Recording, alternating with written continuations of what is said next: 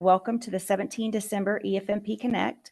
Today's conversation will be Respite Care Way Forward. We appreciate you all for joining us for this. Our speakers today will be Ms. Erica Shute, the Chief EAP Operations and Family Support Branch, Ms. Sharon Thompson, half A1SA, Ms. Melissa Reyes, the EFMP Family Support Program Manager, and Mr. Andrew Coates, the Director of EFMP Respite Care. Okay, over to you, Ms. Shute. Thank you. Thank you, Ms. Lynn, and welcome everyone on behalf of the entire EFMP Central Cell, as well as our partners, the Air Force Services Center, Air Force Headquarters Air Force A1S, and our partners with Child Care Aware of America. Glad you're here with us. We have a great group of folks on the line, so this is going to be a great opportunity to share with you where we are in the timeline of this transition of this program, as well as just provide you some information, maybe if you're a family support coordinator, some information on what your role is. And then of course, for our respite care providers on the call today, some information from a Child Care Aware of America that might help you through the application process and other important information to know as we do this transition. So again, very happy and excited to see you all with us today. Thanks so much for sharing an hour of your time with us. And with that being said, I'm going to go ahead and transition this over to our first briefer, who is going to be Miss Sharon Thompson with a respite care update. So over to you, Miss Sharon. Thank you, ma'am. So good evening. Let me echo everyone's welcome. We certainly do appreciate you taking time from your schedules. We know that everybody is busier than they'd like to be, but certainly think that this is a great opportunity to update you, to share information, and to provide you with a chance to ask questions. Please know that this is an initial orientation, and we likely will not be able to answer every question you have this evening, but we want you to ask absolutely every question you may have, knowing that we're going to provide a response.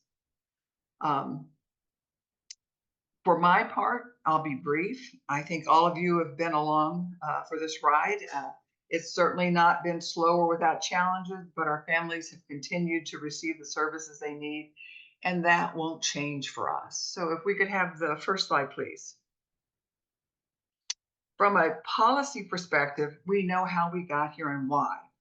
It is about policy. It's about doing a better job for our families, providing staff with the information, guidance, and resources they need to be successful.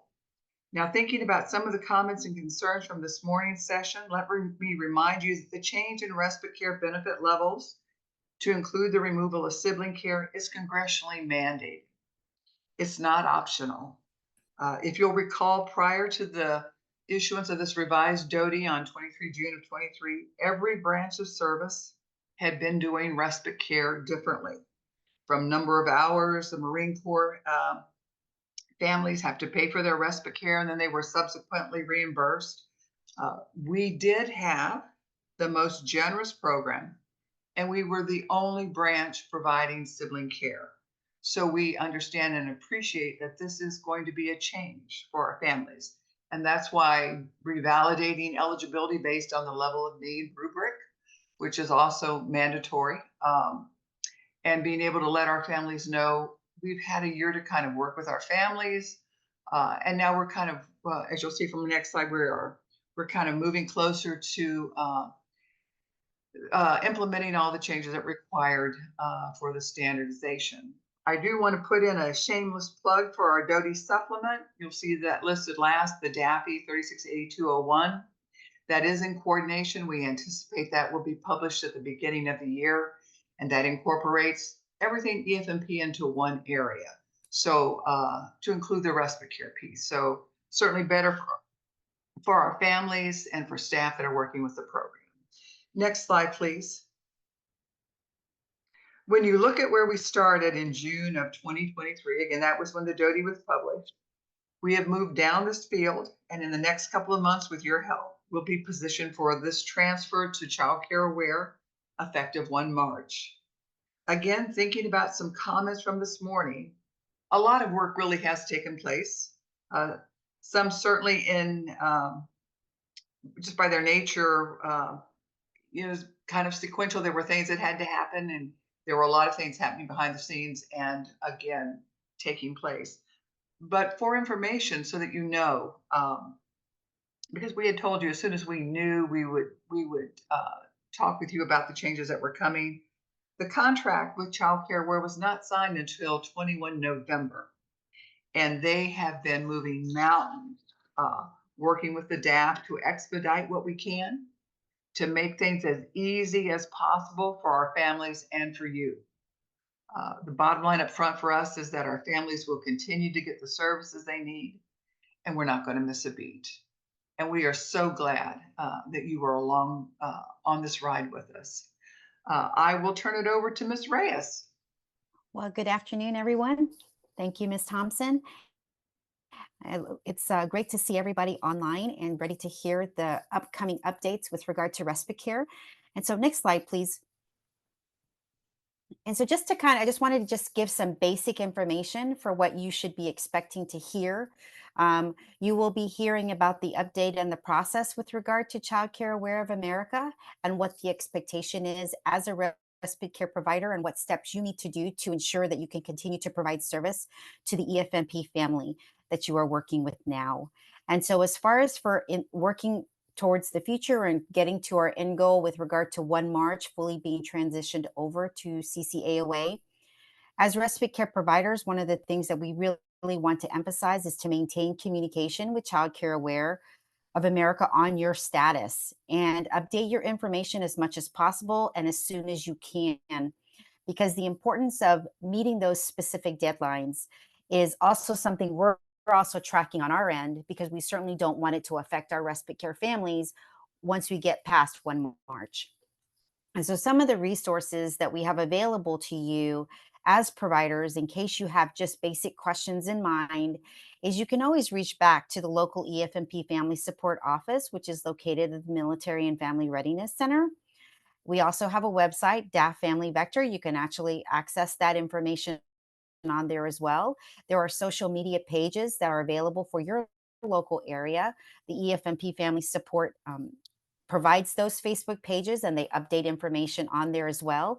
We got a question this morning with regard to, will information related to respite care be pushed out to the community? And the intent is to absolutely try to ensure our EFMP families are aware of the respite care program. And if there are respite care potential providers in the area, they would know that they would need to be able to reach back to the EFMP Family Support to at least get some basic information to get them connected to CCAOA. Okay.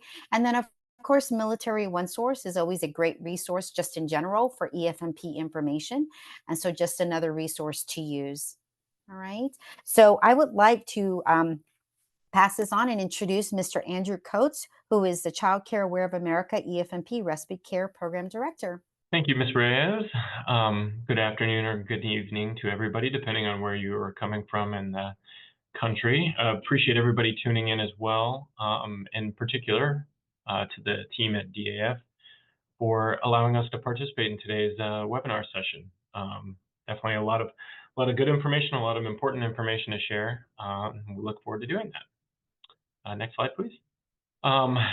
Before I get into the information sharing, I did want to let everybody know that I'm going to go over quite a bit here, and we're going to go over a lot in the question and answer session. But I believe as Ms. Shute started the conversation, there's going to be basically lots of places that we're going to provide this information to you. And make sure that you have it ready. So don't feel like you have to necessarily jot everything down on the screen now. You know, there's going to be plenty of follow-up communication. We're going to let you know where you can find information on our end from Child Care Aware of America to make sure you can access and find all this information that we're going to go over here today. Next slide, please. Some of you may be familiar with Child Care Aware of America, but for those of you who aren't, I wanted to give a brief overview of the organization and what we do and how we fit into EFMP Respite Care and the work we're going to be doing together going forward.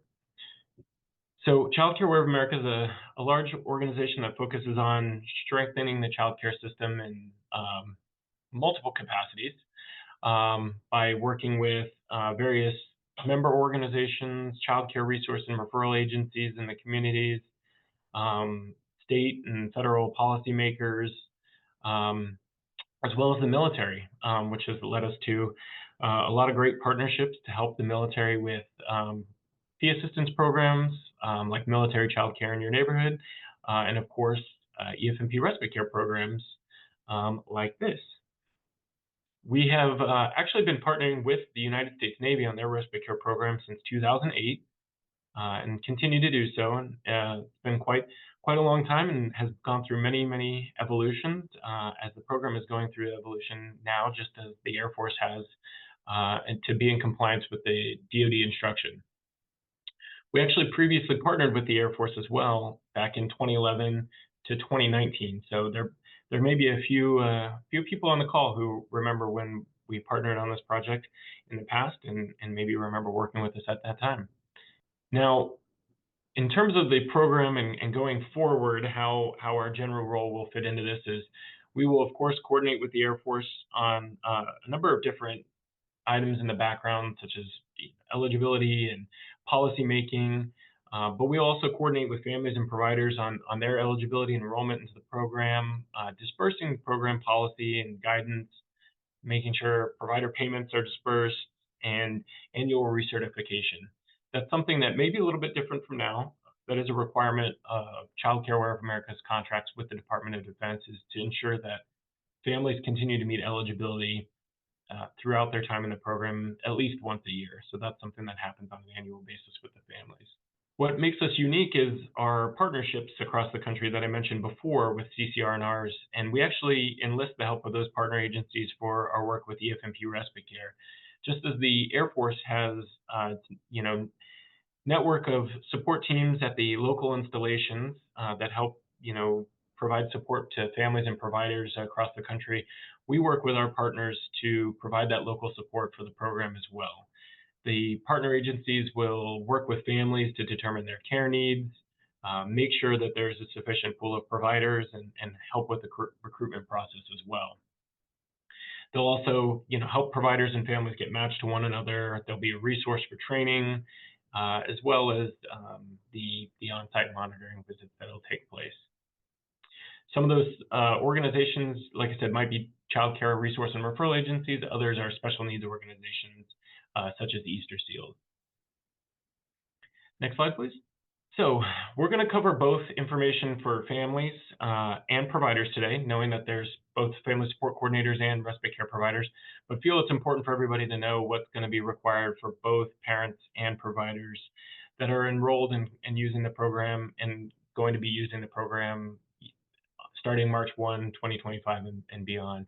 I think it'll help to make sure that there could be coordination between one another, make sure that families know that their providers are doing, are good to go and have been able to submit everything, and vice versa for the families. So we are doing a lot of work, as Ms. Thompson said, to work with the DAP team to make sure that we're not asking to redo too many things that you've already done with the Air Force, and basically coordinating on information wherever we can to transfer that over and wherever we're able to, without the limitations of any sort of information protection, to get that into our system and make sure we have everybody set up. But there are a few just basic operational forms that will need to be collected for both families and providers, and you can see those first few on the screen.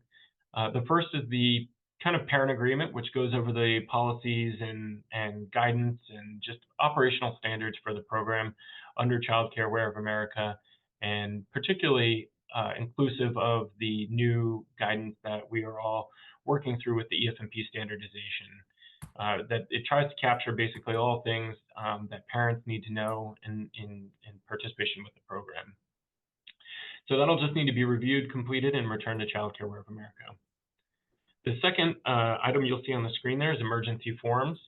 And this is really just a basic standard operation for us, and it's to have, to make sure that each family has emergency contact and other information available to providers. Now, we obviously hope that this information is never needed, but it's good to have and available to you as respite childcare providers in the home should it be needed. So those forms will be provided to the families just to complete and keep in their home. And then again, last there you'll see on the screen is just coordination with the provider to make sure that both sides have been able to continue and submit everything to our organization. You'll see an email address there on the screen, and I believe it's been shared in the chat, that we have a special transition email address that both families and providers will be able to utilize to send in their documentation. We will also be communicating from this email address to send communication to families and providers.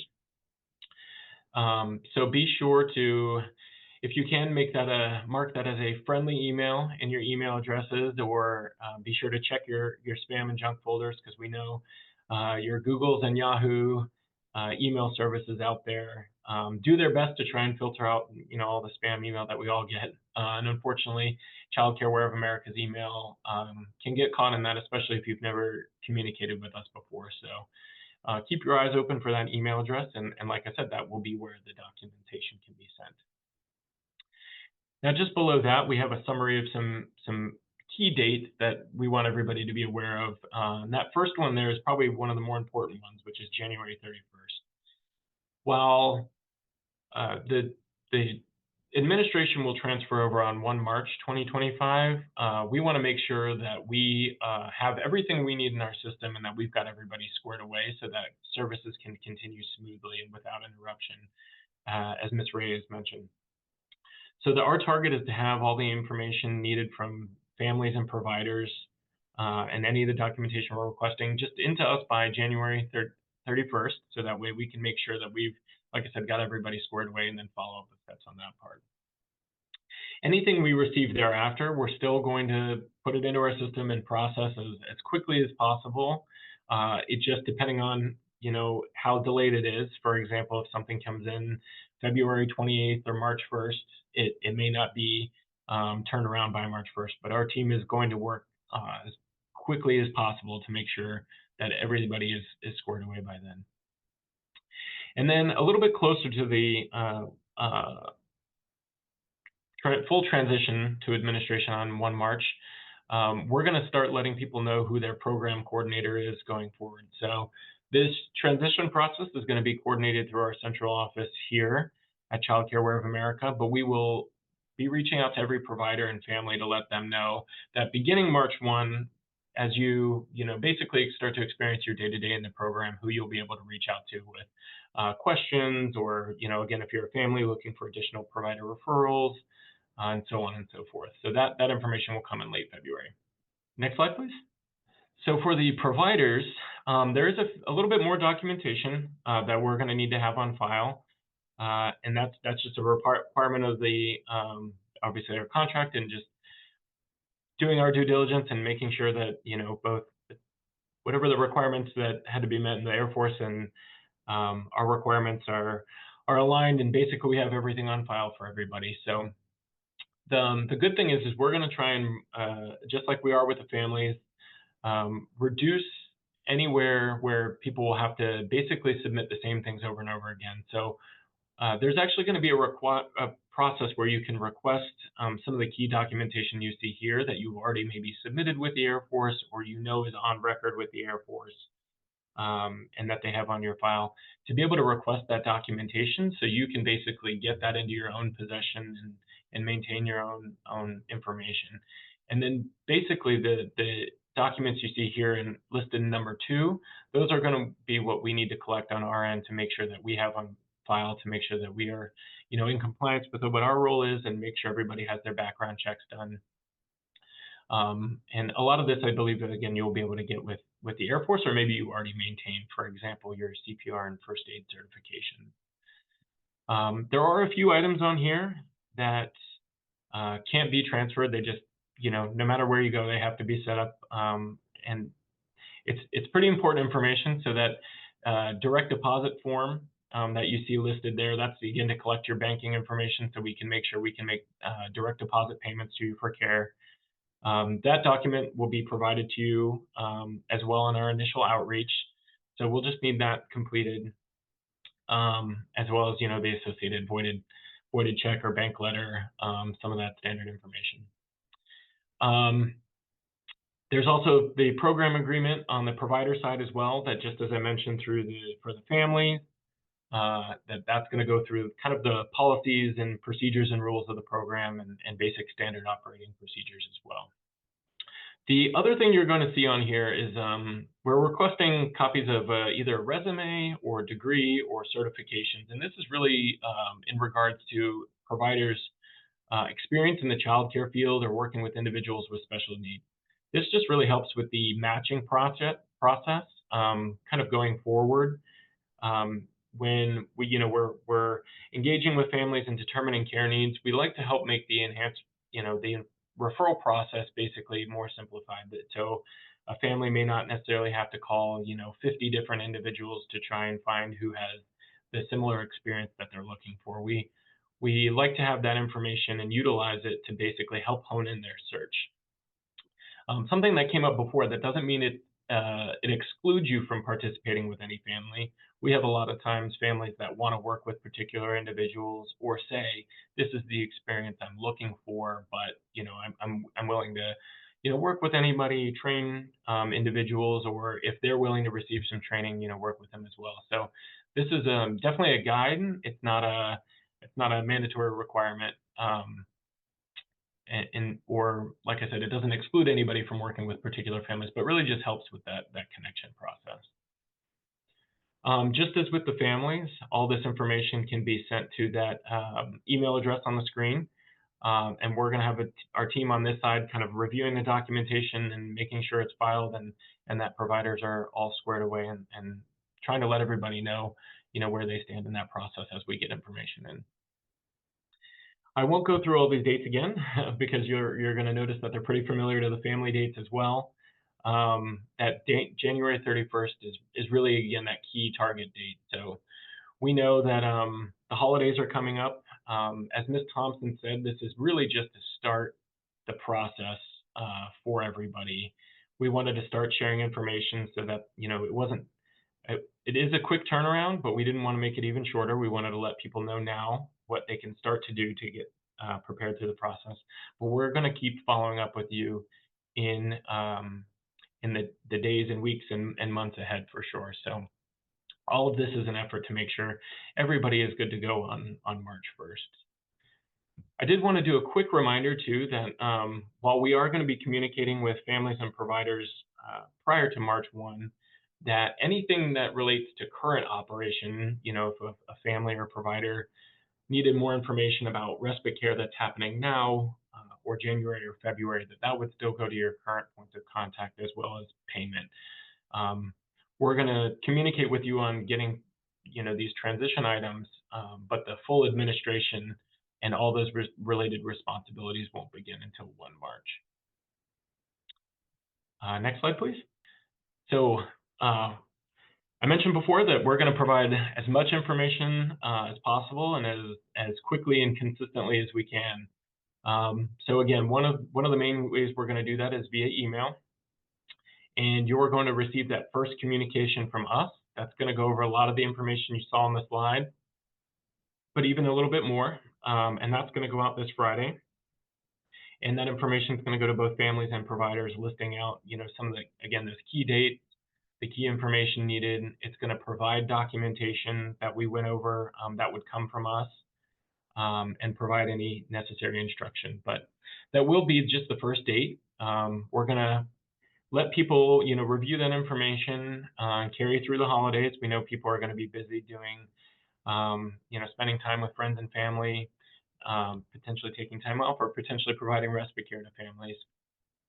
So we will follow up in the new year in January to remind people of the information needed or share any new information that we have at that time. And then as we get further into January, we're going to follow up with any provider or family where we have outstanding information to really remind them. And that, I think that'll be a good identifier for providers who maybe have sent everything in or will have that touch point so we can confirm whose documentation is with Child Care Aware of America and whose is still outstanding.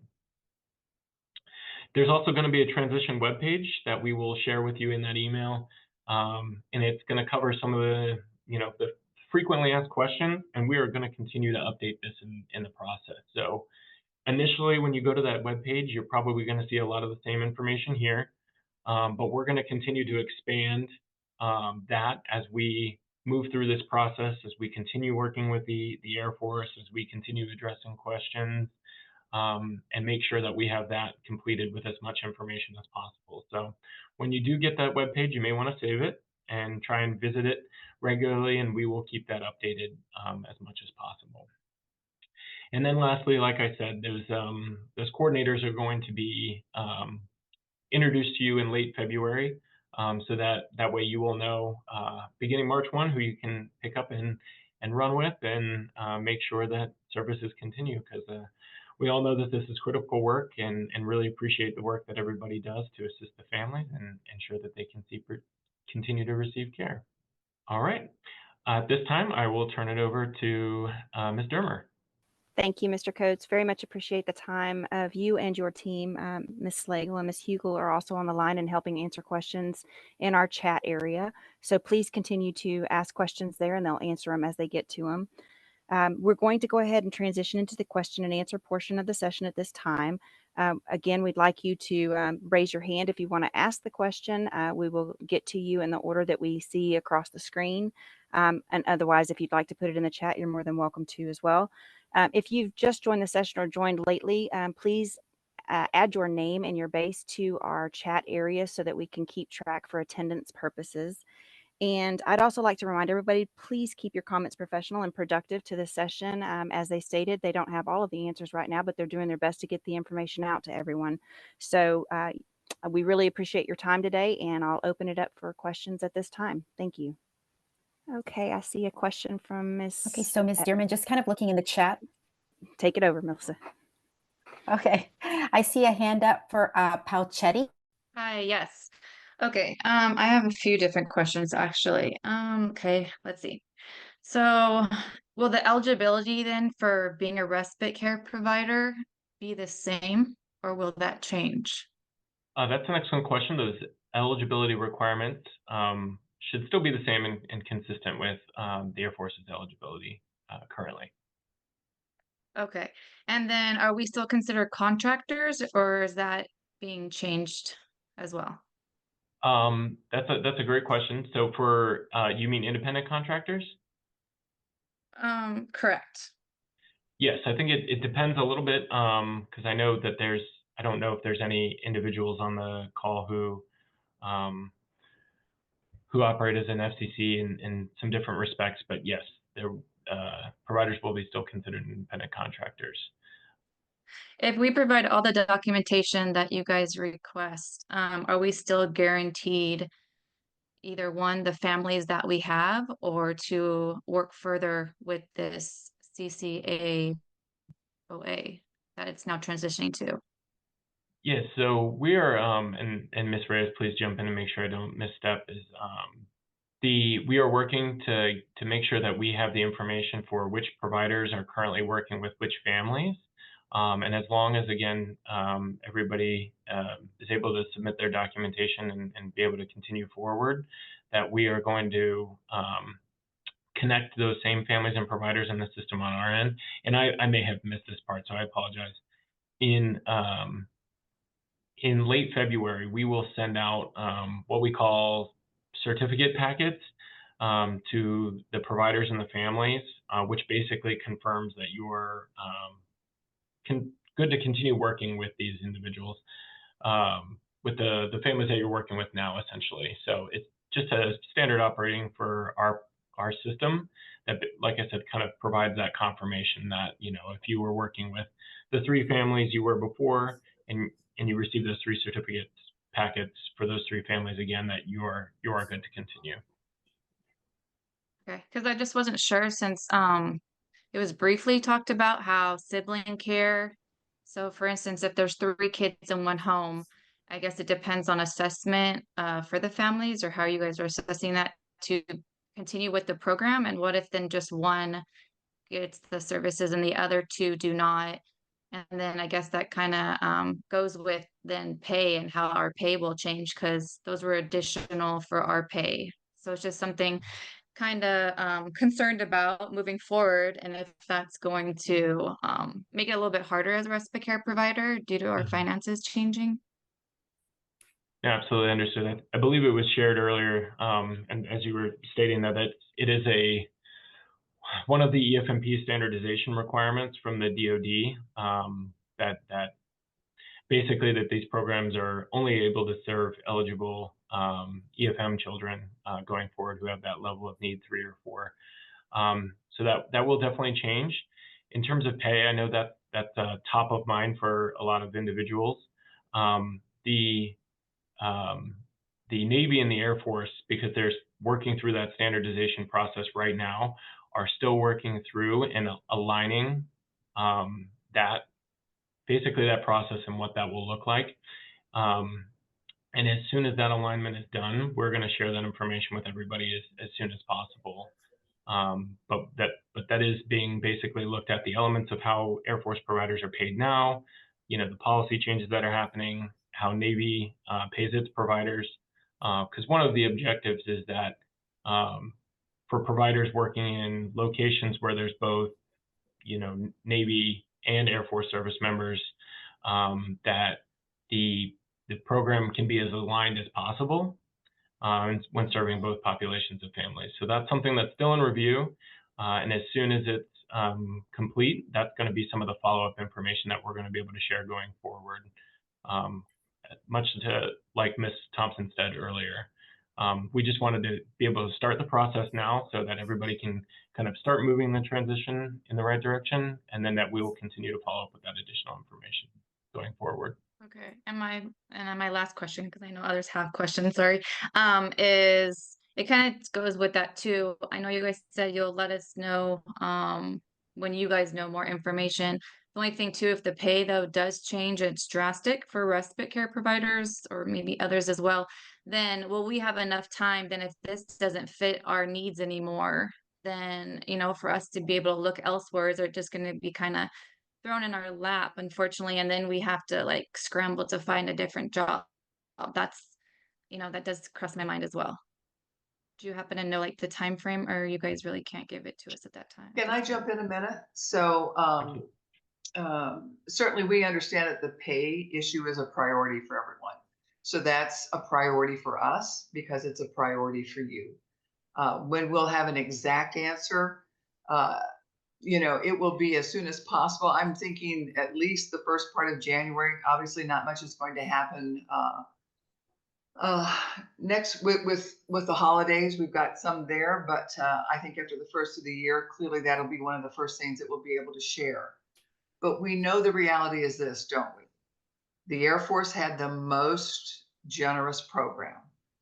That was 40 hours a month for every exceptional family member, for every sibling.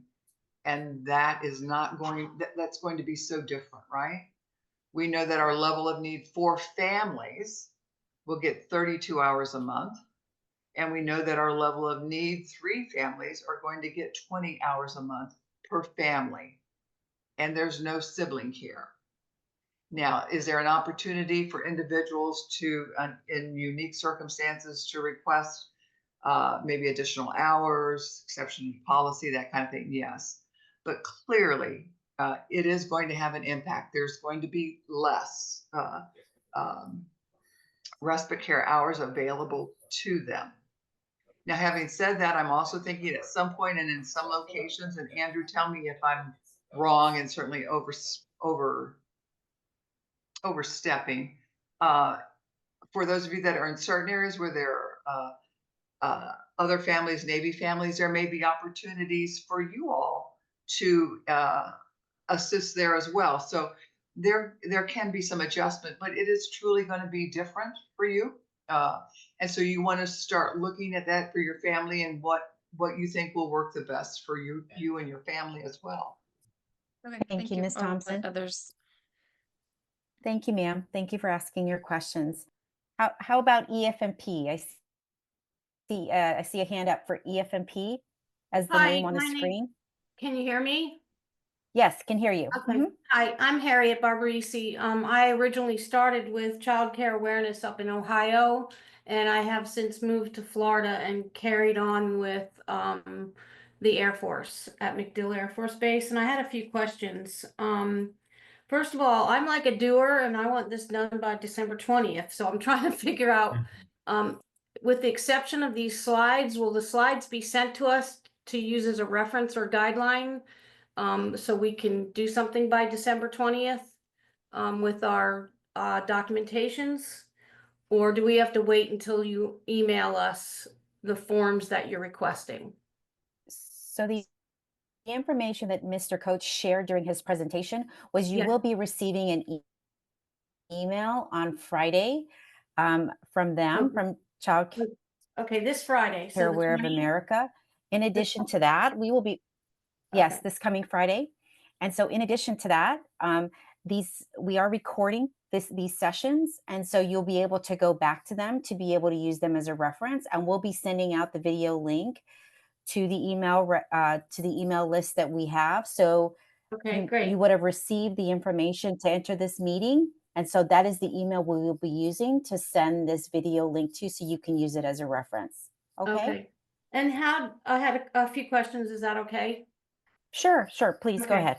How do we get information of previously completed trainings from the Air Force part?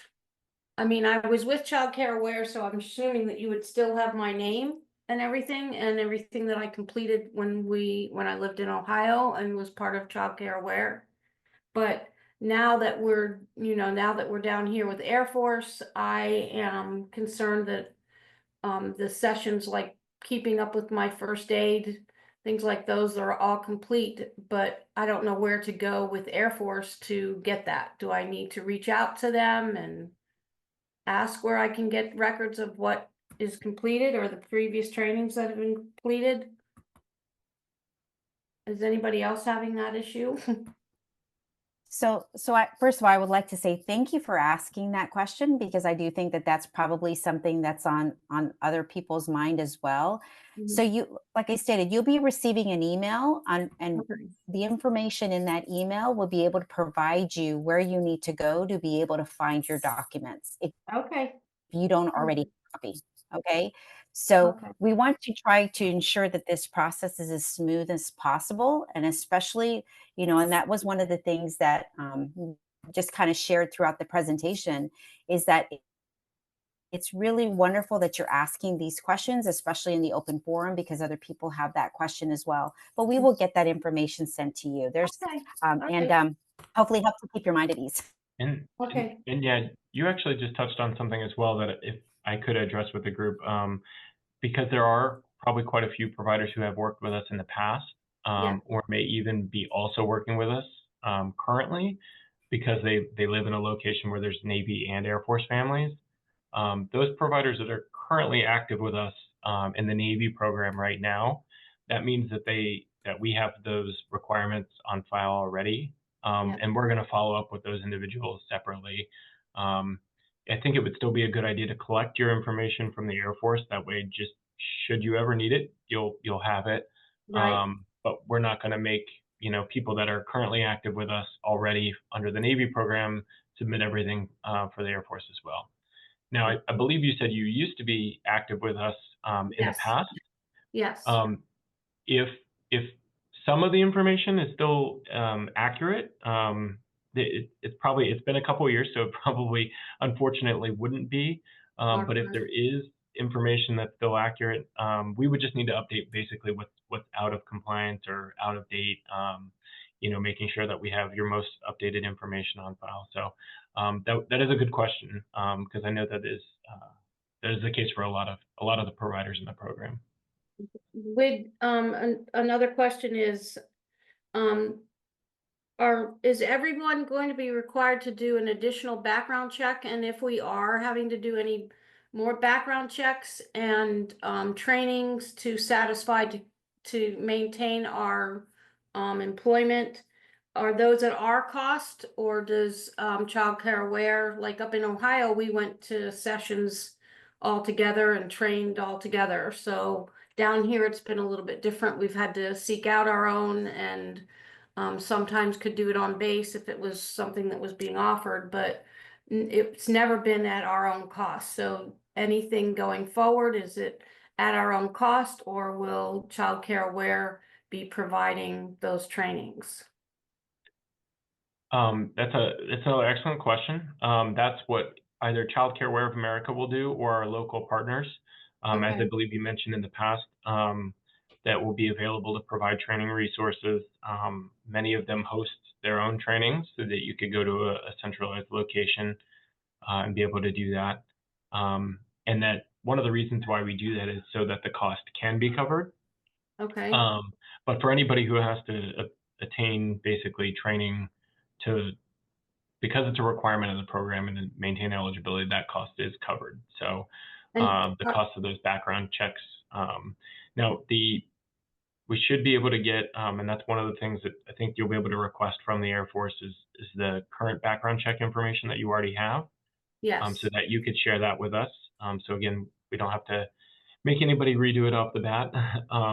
But it is a requirement. And I believe it's the same requirement for the Air Force that those be redone every 5 years. So at some point, those will be redone. I just did mine, and they actually requested from Ohio fingerprinting too. So in order to get cleared down here in Florida. So, okay, I just wanted to, are you going to grandfather someone who just did theirs? If Air Force can give you proof that we've just done it, or do you want us to do it all over again? That's between the information we're able to get from the Air Force and the information you're able to provide us, that's basically the type of thing that we're trying to cover, to make sure that people are squared away and continue. And we'll, again, as we get information from everybody, we'll let you know, hey, this is what we have for you on file, and if anything should be missing, we'll say there's these one or two things missing that we're still looking for. So, or if you send everything in and you're good to go, we'll say, all right, we got everything we need, and you'll be hearing from us as we get close to March. Okay. All right. And then I wanted to ask because Child Care Aware paid us when I was in Ohio with Child Care Aware. Will you be taking taxes out of that pay also? That's a great question. As independent contractors, the taxes are not taken out. Okay. And at the end of the year, you get a 1099, basically, so your taxes. That's what we do now. That's what we do right now. I just wondered if it was going to change. Okay. All righty. Thank you so much. I appreciate it. Thank you for the presentation. Thank you for your questions. Okay, so I'm just kind of going through, I don't see any other hands up. And so going to the questions in the chat, it is asking with regard to, you did ask, will taxes be taken out of the pay? Will we be getting a pay raise as siblings won't be paid for anymore and it's a financial demotion for many of us? I think Ms. Thompson responded to that when she was talking earlier. So hopefully that would be able to answer that question. And then I see here that there's several questions in this one chat that I'll follow up on. It said, will Child Care Aware, apologize, it keeps shifting what I'm looking at. Says, will Child Care Aware have a designated facility or company for providers to complete their fingerprints for the background check requirement or reimbursement for fingerprint fees? So I think Mr. Coates kind of covered that during his briefing. If there was additional information you were specifically asking, please post that in the chat. I think also Ms. Schlegel actually responded to that as well. And so her response was, CCAOA will provide instructions for background checks, and so the instructions will vary depending on the state you reside in. Okay, and you will be reimbursed for the required CPR first aid certification and background checks. So thank you, Ms. Schlegel. And so I apologize if I'm skipping. I do see that Claire's iPhone has a hand up. If you want to go ahead and unmute and ask your question. Hi, thank you. Yeah, so I am at Joint Base Pearl Harbor Hickam. I've been working for 12 years with Child Care Aware through the Navy. And I was kind of looking forward to you guys taking over. It's always gone pretty smoothly, so I have hopes. And I had a few questions. Will Child Care Aware also be managing the other branches respite programs? I might have missed that. At this time, it would be the Navy and then the Air Force, obviously, as we move through this transition, but just those two. Oh, okay. And then, so I know the standards, they said that they were going to start including respite care for adult dependents who qualify. Is that also, those cases would also be handled through Child Care Aware? Let me answer that. Not at this time. We are exploring a contract for the provision of adult respite care. That's a brand new requirement for the DAF. And again, we're getting all the information and funding that we would need for that. And we'll be putting out more information on that as that becomes available as well. We would have to do, really be starting from the beginning. We would be validating eligibility. We would be doing all that. But Child Care Aware is not providing that service for DAF right at this time. Okay, thank you. And then my last question, with the programs changing and us possibly looking for new employment or career changes, are there any positions that are opening up with kind of fulfilling these new contracts and these new systems that are going into place? Like if it was like an EFM hiring or like Child Care Aware or anything like that for different installations, is that something that departments are hiring actively, or? Is that for me, or you're? Oh, I guess I was just asking in general. If there were positions that were looking to be filled within kind of the programs now changing. You know what? It's an interesting time, isn't it? Because certainly we can look at different employment opportunities, depending upon every individual's background, what you would be interested in doing. Certainly, if you're talking provision of respite care, this is going to be the only game in town, right? But if you are looking at being involved with family support, or if you're looking at other opportunities with maybe child care in a center or something like that, those options would be wide open, and you would have to explore based on your location and your interest what would be available. So that's a great question. We would have to look at it. Again, it's going to be so individual specific. Now, but there's certainly a lot of resources out there. You know, we would talk USA Jobs. I know that for openings at the centers and that kind of thing, there's always information. Your local civilian personnel office is a good place to start. They could talk to you about all kinds of employment opportunities that may be available. I know that's not certainly definitive, but again, it's each location, it's each individual, and what your background is and your desires. But you know what? There are so many opportunities and so many things that are out there. It's a good time to explore and to think about what you would like to do. Thank you. So, Felicia Whedon, I see your hand is up. Please go ahead and unmute and ask your question. Hi, you all probably have already answered. I am at work and he was stimming a lot and I couldn't really hear everything. So I am FCC EFMP program with the Air Force. And I was originally with Child Care Aware of America. Then the Air Force had taken over and now is going back to Child Care Aware of America. So do I need to put in an entire new application with the resume and the background check and all of that, because I'm still currently with the EFMP program, FCC, up under the Air Force? Thank you for the question, Ms. Whedon. There's some documentation that will have to be updated. And when I say updated, I mean updated basically for our files. The goal is to be able to basically move as much information as possible from the Air Force directly to Child Care Aware of America. So there's going to be some information that the Air Force is going to be able to provide us directly, and then there's some of your documentation that you'll have to basically get from the Air Force, and that way you have that in your possession and be able to share that with us. And some of that's just, with restrictions around, specific information. So the goal is to basically not have you start over from the very beginning, and not have, you redo, everything that you've maybe just done with the Air Force, and really just kind of updating our files to make sure we have everything that we need to make sure that you can continue forward. Okay, so will you all email us what we need in order to make this transition smoother? Or are you all saying that, like, all of my training, I need to give you all that documentation?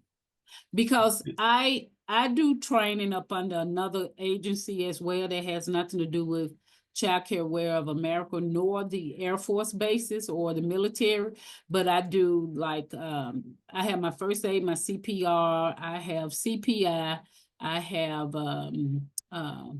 my med certification to administrative medicine. So all of that type of stuff is what you all want us to upload for you guys? So I think you asked if you're going to get specific instructions. This Friday, we're going to be emailing all the active providers, as well as the families, individually, to basically lay all this information out for you. Let you know what we're looking for, where you can send that information or where you can request that information, and then basically the key dates to track to make sure that when you should have everything to us, or what documents you'll be getting from us. So yeah, that first email is going to lay everything out for you on Friday. Okay. But it will certainly not be the last, and will certainly not be the only place. I don't know if you missed this portion of the presentation as well, but we're going to have a web page with a lot of information on CCOA's website that will kind of cover all this information. And again, as we learn more and as we solidify more, as our team continues to work with the Air Force team, we're going to keep updating that web page as well to try and put more and more information on there for everybody. Okay, thank you. You're welcome. Thank you for the excellent questions, everybody. Thank you. So I have Julia Baggio Pereira. Hi. Mute Yes. yourself and ask your question. Yeah. Can you guys hear me? Yes, ma'am. Okay. Yeah. So my question was a bit more specific. I have a few families out here. I'm on Joint Base Pearl Harbor Hickam as well, along with Claire and a few others. And I currently have a few families that have multiple EFMs. And I'm guessing they're going to have varying levels of need. Do you guys know? So say I have a family who has 2 EFMs, one is a level of need 3, one is a level of need 4. How many hours will that family be allotted per month? Excellent question. Ms. Reyes, do you want to take that, or would you like me to? Or me. Well, Ms. Or Ms. Thompson, Yeah. sorry. I was going to say Ms. I was going to refer to Ms. Thompson. So when there are multiple family members that actually are eligible, the family will receive the maximum amount. So if you have a level of need 3 family member and a level of need 4 family member, they will get the 32 hours for the entire family. Okay. So again, reduction for them. It's a reduction for all of our families, and Right. we know that. But this, again, may be a family that will go in and say, I need to look at, I have these things going on. It's kind of unique for me. And we'll be able to request an exception to policy so that we would be able to go in and look at their specific situation to see if that would be warranted. So, okay. Again, we think that we will, that we'll be working with families, because we certainly have some that, it's going to be very difficult based on their circumstance. So, we want to be able to take a look at that. Okay. Yes. And then my next question was, currently, I think Child Care Aware has a pay cap of $45 an hour. And so my question is, will that pay cap be removed since we're no longer doing any sibling care? And if, I have multiple EFMs in the house, if there's 2 to 3, sometimes that's going to be very significant if there's a $45 cap. Yes, thank you for that question. That falls in the category of top of mind, but we're gonna, because we're looking at in coordination with the Air Force and the Navy, of course, aligning and determining those how the pay will potentially adjust.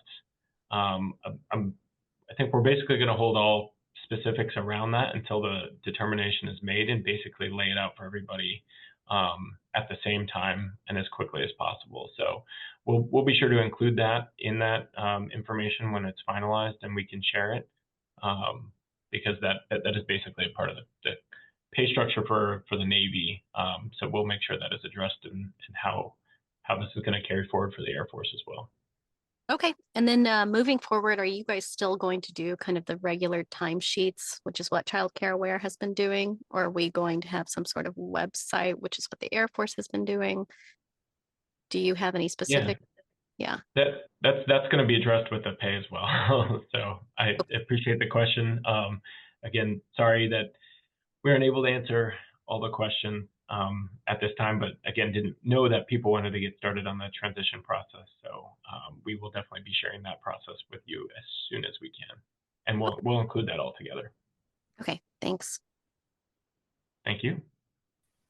Okay, thank you everyone for the great questions. I want to let you know that we're going to go ahead. We've come up to the hour of our session, and we will keep this open so that if you have questions still that have been unanswered, we'll collect those in the chat and make sure that we get answers back to you. I want to thank all of our guest speakers today for taking the time 2 times today to be online to be able to answer these questions and share the information that we had. I appreciate the time and the effort that you've put in, and appreciate your feedback. So there is a QR code on the screen that if you'd like to leave us some feedback, we'd be more than happy to take that and do better with our connections in the future. And so at this point, if there are no other conversational pieces from Ms. Thompson or Mr. Coates or Ms. Shute, Ms. Reyes, then we'll go ahead and allow people to log off as they choose, and have a wonderful evening.